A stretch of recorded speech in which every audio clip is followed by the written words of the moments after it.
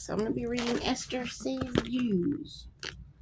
On that day, King Ahasuerus gave Queen Esther the house of Haman, the enemy of the Jews, and Mordecai came before the king, for Esther had told how he was related to her.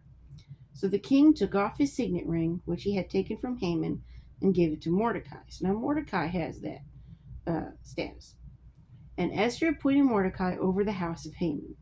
Now Esther spoke again to the king, fell down at his feet, and implored him with tears to counteract the evil of Haman the Agagite, and the scheme which he had devised against the Jews.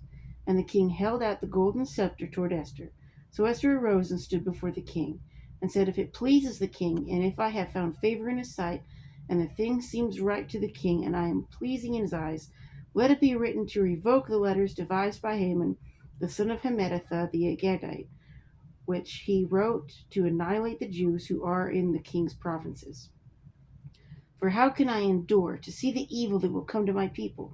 Or how can I endure to see the destruction of my countrymen? Then King Ahasuerus said to Queen Esther and Mordecai the Jew, Indeed, I have given Esther the house of Haman, and they have hanged him on the gallows because he tried to lay his hand on the Jews. You yourselves write a decree concerning the Jews as you please, in the king's name, and seal it with the king's signet ring, for whatever is written in the king's name and sealed with the king's signet ring, no one can revoke. So once it's written, that's it. So the king's scribes were called at that time in the 3rd month, which is the month of Sivan, on the 23rd day, and it was written according to all that Mordecai commanded to the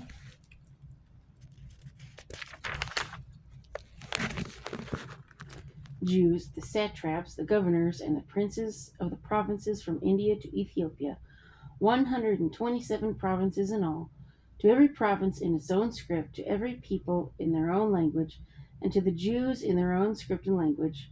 And he wrote in the name of King Ahasuerus, sealed it with the king's signet ring, and sent letters by couriers on horseback, riding on royal horses bred from swift steeds. By these letters the king permitted the Jews who were in every city to gather together and protect their lives, to destroy, kill, and annihilate all the forces of any people or province that would assault them, both little children and women, and to plunder their possessions.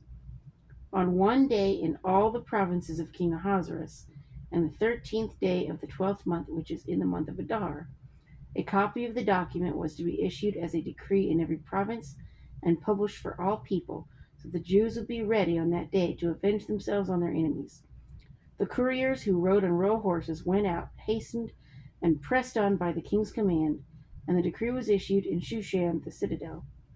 So Mordecai went out from the presence of the king in royal apparel of blue and white, with a great crown of gold and a garment of fine linen and purple, and the city of Shushan rejoiced and was glad.